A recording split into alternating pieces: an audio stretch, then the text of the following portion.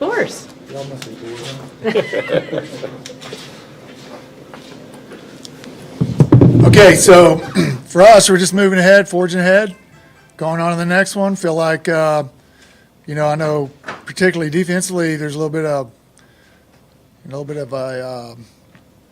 some energy over there based on what they did. They did some nice things and held Tech to their lowest rushing total, and I think the only other team to hold them under 400 was Arizona State, I believe. So there's a little bit of some confidence going on over there, some guys wanting to join in. Plus, we're going to have an infusion of some freshmen, some guys that haven't played that can play in the last 4 games that can still, garner a red shirt. So we'll get 5 or 6 or 7 or some odd players out there on some special teams and helping us with some time offensively and defensively. But any questions? Anybody in that group that you're particularly looking forward to seeing on the field? Carvion Young, kind of like to see him. Lopez, the receiver. Those 2 guys, very athletic. Carvion, Carl Albert was a high jumper, athlete. His brother, I think at one point was committed here in basketball. But those 2 guys, long, athletic, young, just great kids, and I look forward to seeing those 2 guys out there amongst a few others, so it'll be good. Doug, back in fall camp, Matrell made some plays before he got hurt. Looked like he might be a guy that could play. Yeah, I think he could be a guy that could play and give us some minutes at receiver. I think what we got to figure out is it inside or outside. But he's kind of got that body. He can do both. He's got a skill set where he can play inside, but he's just long enough to be able to play, do some things outside. He can run. He can make people miss. And for a kid his age, I hated his hand got hurt, but it's going to be good for him to get out there and get some game time experience. And, he's got 4 games. So I wasn't in the main press conference. I talked to you outside the locker room afterwards. I saw the exchange with you and the players in the locker room, and I saw what you said to the media. When you look at those guys, unless there's a lot of fake body language, this team still wants to roll. Yeah, you were in there. I'm not making it up. I said a few things, and I got a pretty good response back from the unit. There's still some juice there, probably as much now than there was maybe 2 weeks ago, in terms of what I'm looking at. So just a testament kind of kids we have and what kind of job the coaches that we have are doing with those guys and just pushing the message, hey, this is adverse. You're going to go through worse in life, and this is going to train you how to be prepared on down the road, and how you respond right now is going to mean a lot to everybody that's watching you right now, and this is how they're going to remember you for a while. So I think I know at halftime Bob Schick stood up and got on some kids, showed some leadership. So here's some good stuff happening. The scoreboard doesn't reflect it, but proud of a lot of guys on the team. Certainly would agree with what you're saying, that it was a pretty good response post game. So considering what occurred on the scoreboard, but you can't go on the road against anybody and spot them 21 and expect to win or even have a chance. But to me, if some of those 2 or 3 plays hadn't occurred, you're looking at a 28-10, 28-8, 17, something respectable, something that's going to give you more confidence and maybe have a shot at them at the end there. But another lesson learned. You can't spot them 13 in the first minute and a half of the game. So. Doug, I know you said a few weeks ago that you told the guys to hang in there, but the fact that they have, is that? I don't know. I don't know. If it's in this day and age, there's a lot of lip service type things that take place, and social media and all the stuff. But I really felt a genuine sense of, hey, let's go get the next one. And I think there's some confidence there, and we can get some things going on offense, and hopefully we'll have Zane back. We'll see. Who knows? Who knows what can happen here moving forward? So we're excited. You mentioned Saturday, you don't want to give a competitive edge, of course, to who's going to play quarterback, but what's that situation? How nice is it to know you may have options? Yeah, I mean, you have options, and Sam did a great job.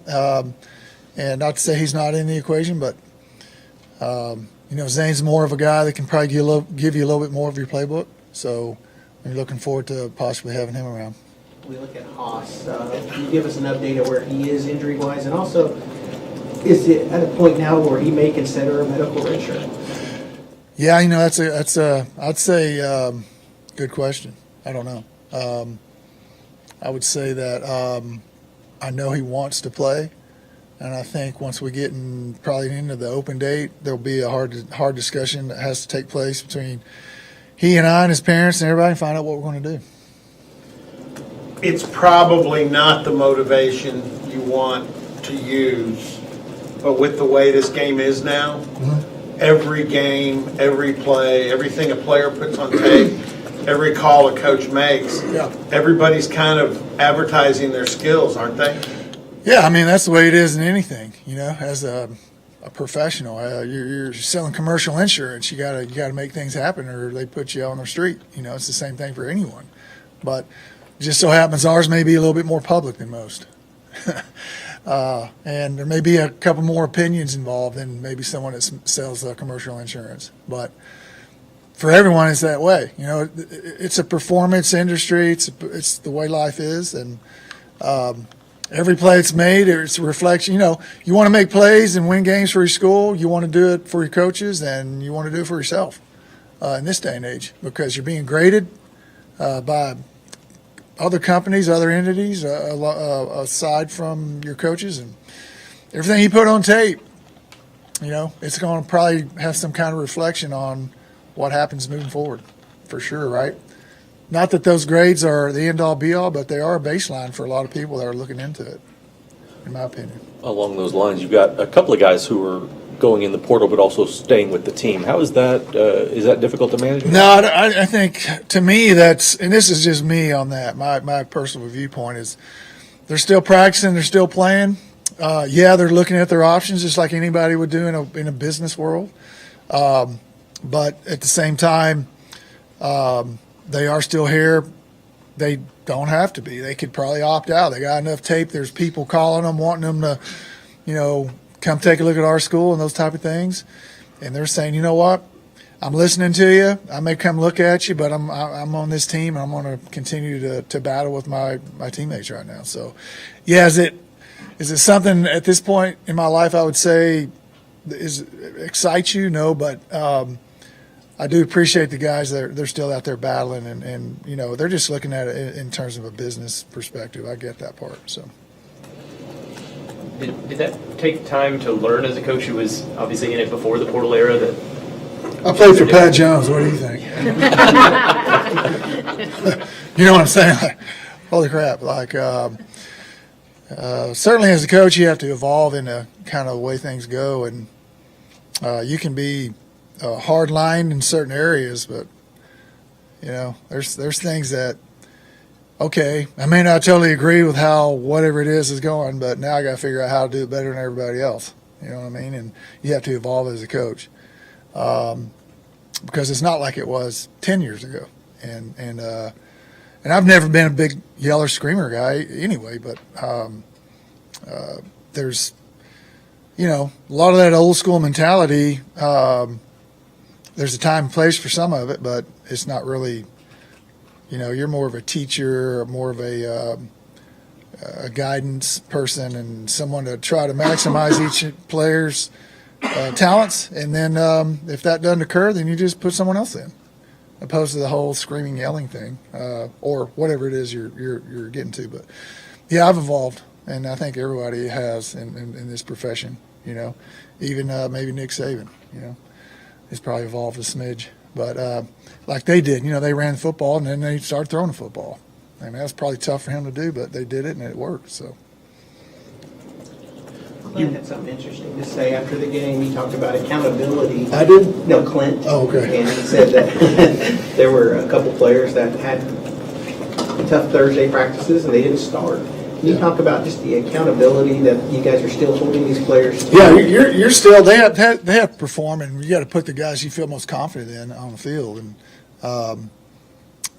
what occurs at practice is going to determine who's on the field, and I think we preach that message to them as well. You can go out there and practice, and we have dialed it back a bit in terms of the physicality, but you still have to be in the right spot and be accountable for knowing the information and the signals and the checks and all those type of things. And if you're someone that demonstrates the ability to not be in the right spot, then we got to put somebody else in there. And that's just the way it is. It doesn't necessarily mean you're going to mistreat anybody or yell at them or anything, but it's just, hey, next man up. And this guy here obviously knows the game plan, and we're going to go with that guy. Next week, we'll see if you're back into it. So it's just the way it is. Clint's going back home. I know. I coached there for a smidge, had a cup of coffee in Lawrence, and Todd Bradford, one of our recruiting people, he was there. Clint, he'll have half of Lawrence, Kansas there. His wife, family, everybody. His wife was Miss Kansas, I believe. But be exciting for him. I know he's juiced to go back there and, take a crack at his alma mater. I know that'd be fun. So, and they're doing really well. I mean, they definitely done pretty well against the run. They got to do some things. I know in the passing game, defending the pass, that they want to do a little bit better. But, I mean, what they have, 86 yards rushing, right? That's pretty good. On the road in Lubbock, I mean, I don't care who your quarterback is. I mean, without their starting quarterback, you would have thought that it would have been more of that. It would have been 200 plus without your starting quarterback. But they did a good job shutting them down, I thought. And then it was a good plan. And, for Clint, I mean, you don't want to earmark a particular game or circle a game. The most important game is the next one. But for him, the next one's the most important, but also there's some extra incentive, because he's going home and, he grew up there and coached high school football there. He was the D coordinator there for, 12 years or so. So it'll be good for him. What was it like the first time you were in the opponent's locker room here? Is that just a different feeling? I felt like it was a spring game or something. We'd split teams. You know what I mean? Like, am I supposed to even be over here? You talking about when I was on another school coming back here? Yeah, it felt really weird because I played here and being on the opposite, which is kind of odd because when I played here, we were on the visiting side. And so that was kind of cool. Like, I think it was 15 we came back here and played, and I was on the side that we were normally on, but consequently y'all were on this side for years and years. So, yeah. I mean, I still see the old ramps we came down over here. They chopped them up, but you can still kind of see some of that. But, yeah, it's just odd to be in there. You feel like, you just feel out of place a smidge until the game gets started, No, because I checked. They haven't redone the visiting locker room at KU Memorial Stadium. Man, I could say something right now. I'm on my refrain, but I'm going to hold back on it. There's actually a chalkboard in the coach's locker room, not a grease board, a chalkboard. Rock chalk. I guess that's the point. But I remember, I don't know what year it was, maybe 10 or 11 or something. We played out there, and Wickline drew a play with chalk on the chalkboard, which he was probably pretty comfortable with doing. So it was kind of like a Fred Flintstone moment or something. It may not be there now. I just remember last time I was in there, it was an actual chalkboard. Still there. I really am. But I mean, why make it comfortable for the opponent, right? And the puddles, I think there's still puddles in there. If it's raining, it leaks. So. I mean, maybe they hadn't. They did one side of the stadium, right? Yeah, they can do the other side. They hadn't done the other side yet, so. Yeah, I don't know. Yeah, I mean, I've been in, Tech had probably as bad as locker rooms there was in the history of the Big 12, but obviously that's changed. That was a pretty nice little setup, I thought. It's kind of tight, but it was clean. It's nice. So. It's a common phrase by head coaches. I'm coaching my coaches. In this situation, is that magnified for you in this scenario that you are really coaching the coaches? Yeah, to some degree. I mean, I'm hearing a lot of other stuff. Like I say, the landscape of how it is with the players, there's probably a lot more of that going on than me coaching coaches. I think I'm more of delegating and hey, here's what I need you to do, go do it type thing. And if it's not occurring, then we have a discussion. But I don't know how much of that I'm actually doing at this point, to be honest with you. I think those guys are doing a good job. And like you said, if you saw what occurred in the locker room post-game, I mean, you can tell the coaches are doing a good job in terms of morale and focusing on just getting better and forging ahead and practicing hard and all that stuff. Was that hard to do, delegate? There's some coaches that have a hard time at call plays, giving up the play sheet. Was that hard to do at all? No, not under the circumstances. I think it was the absolute right thing to do in terms of letting those guys have some control over their future. You know what I'm saying? And then at the same time, allowed me to be able to handle things that were kind of detracting from me being able to put together a solid game plan, I think. So I don't think so, no.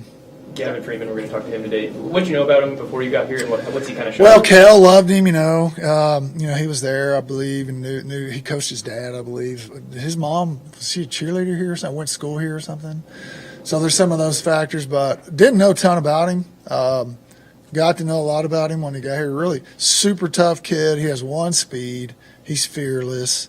He has good ball skills. Yeah, you'd like him to be 6'2" or whatever, but I mean, just he's kind of the consummate. You know, he's kind of what you consider a slot to be. You know, that twitchy punt returner guy that can catch low balls and turn them into big balls. And but yeah, I didn't know a ton about him, but just through the course of practicing with him, and just got a sense for how tough he was and how hard he practices. And our GPS. He's on the leaderboard of yardage and all that stuff. He's in the red almost every day just because of how he practices. So I'm glad that he's here. You know, he's a good player. Doug, I know Parker Robertson didn't start on Saturday, but he had another double-digit tackle day. I'm just kind of his journey to be a starter, to be a mainstay in the defense. I mean, walk-ons, we're probably not going to see many of those anymore. But just his story and his getting to this point, what you've made of his season so far. Yeah, I mean, it's just a testament to what kind of person he is, and in the day and age of give it to me now or I'm leaving type stuff or whatever, you know, and anything that's going on in our society. It's just a testament to what kind of person he is and how much it means to him and how much, you know, actually enjoying the process and letting it take care of itself through hard work and not getting ahead of yourself and letting it happen and all those things. So just proud of him. I mean, it's kind of like, you know, those free agents in the NFL. You know how hard it is to make a team and get on the 53 as a free agent? I mean, it's hard to do, and it's not as hard to do what he's done in college, but it's kind of something similar to that to me. You know. Do you feel like the age of walk-ons like him are probably somewhere behind us? Yeah, I don't think there is football? walk-ons. Yeah. But yeah, I mean, it's hard to do, you know. And the avenue you have to travel to get where he's gotten is, man, there's not a lot of them that are doing that these days. So hats off to him. Curious about this kickoff returns. I know there's a lot of fair catches. Did Sam's movement to quarterback kind of change things there with the return game? No, that was my decision. I just felt like I'd rather take it on the 25. And I think moving forward we may take a few cracks at it. I know we did last week. But, I mean, if you look at the math of it, minus 25 will put you in the top 30 or 40 in starting field position. You know what I mean? So why not? And it's a little bit less of one thing you have to work on. But we're kind of formulating some stuff there to maybe, you know, have an opportunity to maybe get a big play out of it. So, but, yeah, that was kind of my decision. I think it was a Baylor game. We muffed a kick and started off on our own 3, and that was kind of it for me real fast with that one. So, but, you know, I'm a little hard-headed on that. I've had some discussions with those guys, and we may take some opportunities to make a play out of it, but that was kind of my decision, just solely me, you know. And if you look at the math, inside the 20, I think it's like 30-something to 1 to score any points. You know, and beyond that, it's dramatically different, easier. So that was the other factor. Doug, you mentioned the freshmen playing infusion they might give.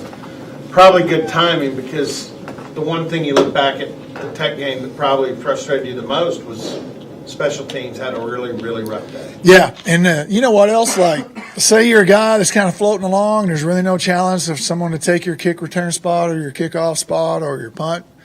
All of a sudden, here comes a young kid in here with some energy. You better turn up the volume. You know what I'm saying? So all it's going to do is create some competition with special teams and maybe, you know, some of the backup players. You know, which as you know, the biggest discipline tool that we have is playing time. And if you're not out there working a certain way or doing certain things, we'll just put somebody else in. And now you got more guys that are capable of doing that, are pretty good players. You know, that could be. A lot of times NFL rules trickle down to the college game. Do you pay much attention to the NFL kickoff, and you think we're going to see that at the You know, college game? I was in the XFL. I did a cup of coffee and that thing. I never really coached in a game, but I went through the process of the draft and some OTAs, and they put it in then. And I thought it was a good idea to preserve the players. And I don't know, personally, it just looks kind of odd to me, you know. And a guy like Cavante Turbin for Dallas, a kid I coached, I'd like to see him have more opportunities, you know, to make that happen. I don't know. Personally, I think it looks kind of odd. I don't know. And what do you guys think? You know, everybody just stands there and the ball's in there, and then I don't know. It's just weird. But to preserve players and decrease some of those collisions, I get that part. But it's got to be a better way, I think, in my opinion. Now it'll probably trickle into college here, probably next year. So who knows? The biggest problem to me is onside kicks. You have to declare your onside kicking. There is no mystery to it. Yeah, there's no surprise on side, huh? It's like you're sending them an email, we're on siding. Yeah. But, yeah, I mean, I don't – it'd be interesting to me to hear what those guys think about it and get an honest answer. I'm talking about, like, the players. Like, how do you feel about it? Is it hard to block? Is it hard to cover? Is it easier to create a situation where they can't return the thing? You know, I don't know. So – it's just kind of odd. And you got to be a pretty accurate kicker to kick it certain ways there, you know. And I watch kickoffs too. A lot of people, they get onto these kickers and kick it out of bounds. The thing they don't realize is they're not just kicking the ball down the middle of the field. They're telling those kickers to put it on the numbers or slightly outside the numbers, use the boundary as an extra tackler. And sometimes they kind of hook it a little bit or whatever, and I get it. But, you know, it's I don't know. Kickers are so much better now than they were. I mean, you can watch these guys kicking a 50-yarder is not that big a deal anymore. It's just kind of like, okay, good. But and you see in the NFL, guys are kicking 60-yarders pretty much every weekend, you know, or it seems like it. So, but anyway. Doug, nobody saw this season coming, not going the way anybody wanted it to. But you guys clearly, when you got together with the new staff, you had a plan. Where did it go wrong, do you think? You know, I can't put my finger on it. I think that's a super tough question. I'd have to give some thought to. I don't know if I can answer that at this point. There's a lot of things that factored into it. It wasn't just one guy for sure, you know, and I was a part of it. So, you know, probably maybe I was a piece of it. You know, I don't know. But I think there's a lot of variables involved in that one. And you know, we could probably stand here an hour and discuss it, but I don't really think I have an answer to that question, to be honest with you. A definitive answer, you know.